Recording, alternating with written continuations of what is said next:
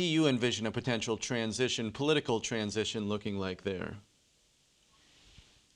Sadly, Equatorial Guinea has become a case in which it is hard to imagine a peaceful political transition happening there.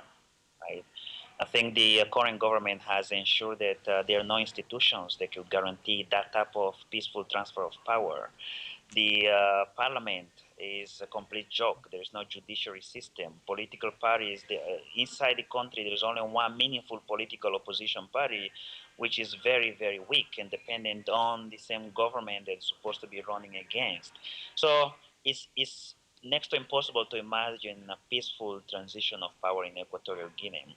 Um, in my opinion, the only way you get transfer of power from these kleptocrats that have been holding on to power for the last 36 years is when you have the involvement of the international community, the African Union, members of the CEMAC, the regional government institutions, from Central Africa, involved in fostering a democratic transition. Other than that, it's difficult. Either that, or the alternative, which for me, is citizens rising up and demanding some changes, as it has happened recently in Burkina Faso and in other places. So in Senegal, to cite a perfectly good example. But do we see the president, do we see other government officials giving interviews to journalists when they're outside the country, when they travel to the United Nations, to other African capitals?